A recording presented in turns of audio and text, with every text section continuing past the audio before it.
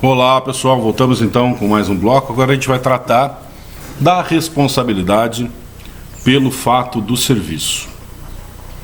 Como eu já mencionei para vocês, no artigo 14 do CDC, ele não traz distinção entre os fornecedores originários e imediatos.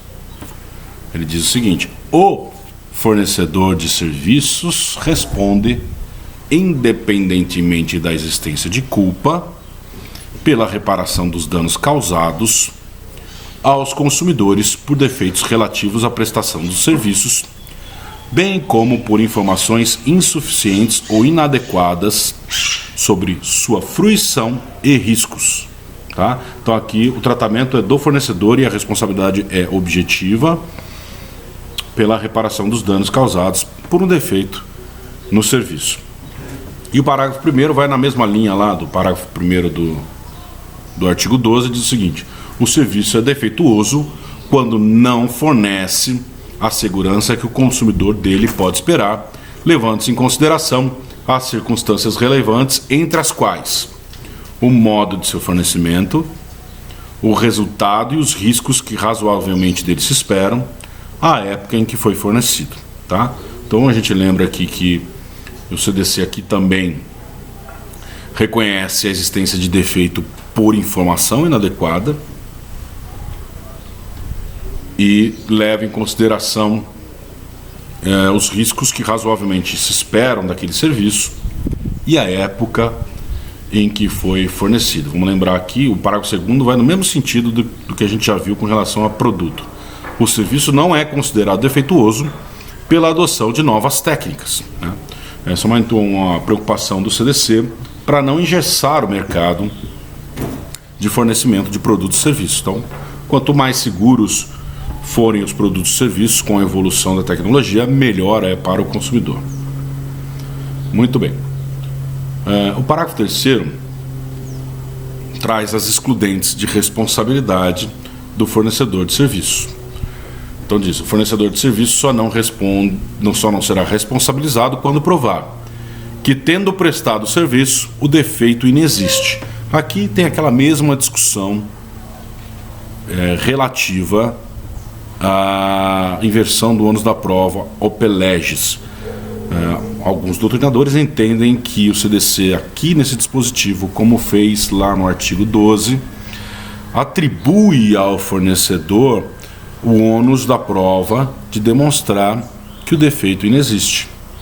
Já que a responsabilização é objetiva, caberia ao consumidor comprovar o defeito, os danos suportados e o nexo de causalidade entre um e outro.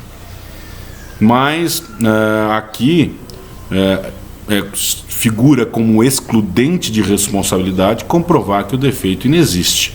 Né? Para alguns isso seria uma inversão do ônus da prova operada pela lei.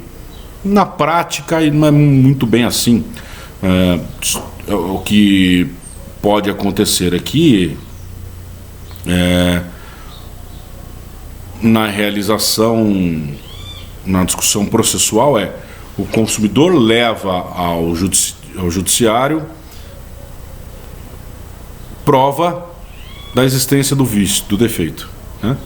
E aí o fornecedor consegue comprovar de forma contrária ou desconstituir aquela prova, comprovando que o defeito inexiste. Né?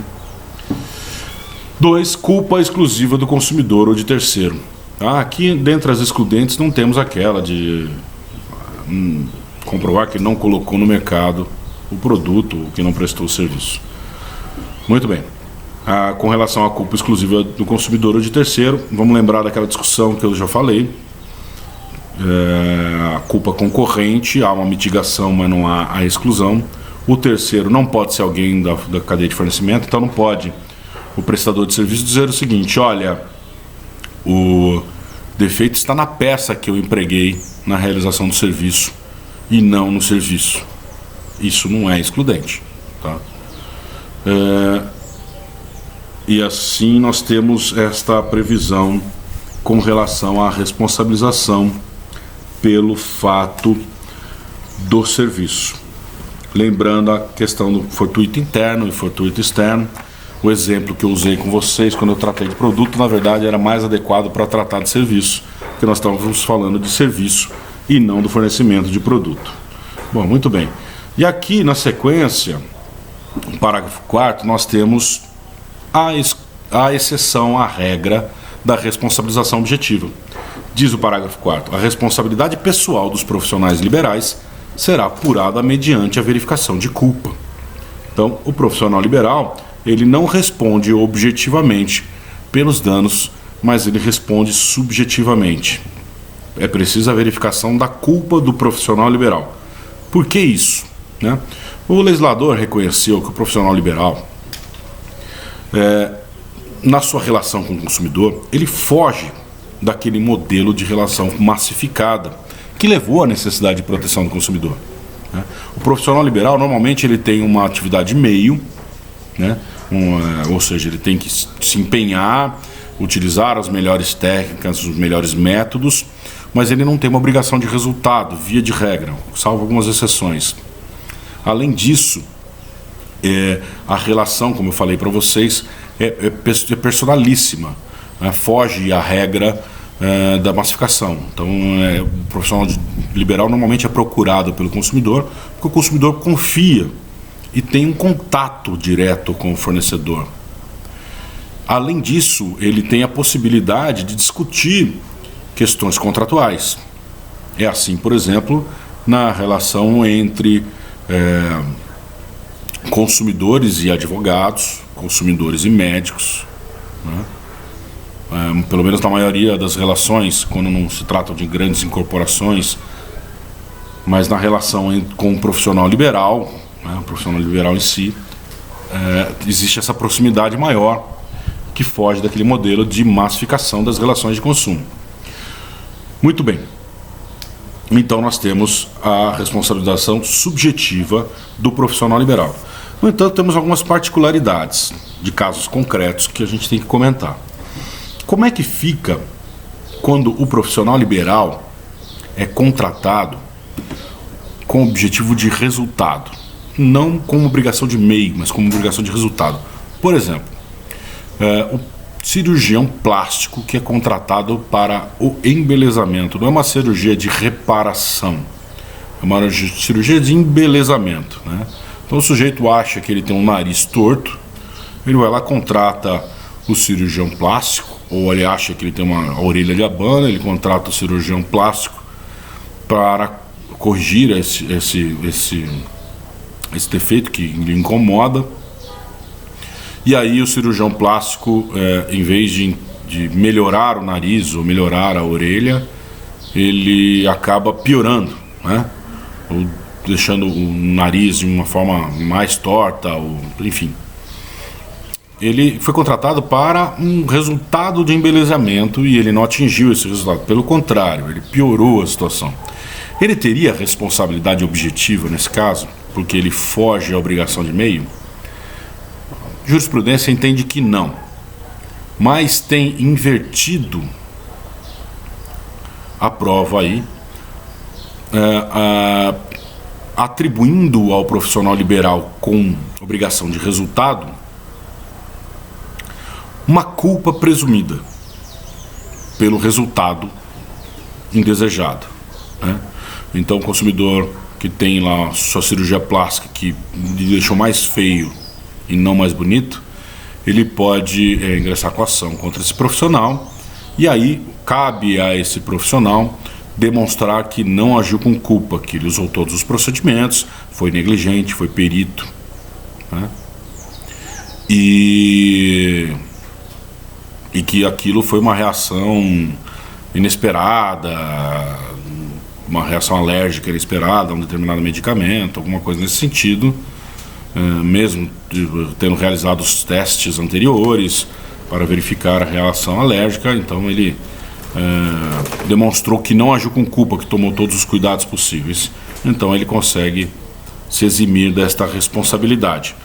Mas o entendimento do STJ no sentido de atribuir a ele uma culpa presumida por ser contratado como profissional liberal visando um resultado e não uma obrigação de meio. tá? Muito bem. Bom, a gente pode pensar o seguinte: olha, professor, e se for um médico, não um médico cirurgião plástico, mas um médico, né? Um médico que cometeu um erro em um determinado procedimento, eu preciso demonstrar a culpa dele? Via de regra, sim, ele é um profissional liberal. Professor, se ele atua numa clínica ou num hospital? Bom, aí nós temos algumas nuances, algumas diferenças de situações. Vamos a elas. Essas diferenças são construções jurisprudenciais, porque o Código não responde isso, né? Então, como é que fica a responsabilização do profissional liberal com relação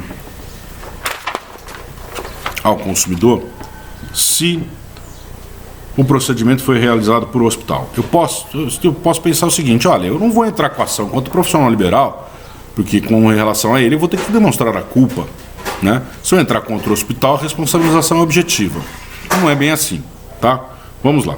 Bom, se o dano causado ao consumidor decorre das instalações, da prestação dos serviços de profissionais que atuam dentro do hospital e que não são caracterizados como profissionais liberais, como os enfermeiros, faxineiros, enfim, as pessoas da cozinha, né?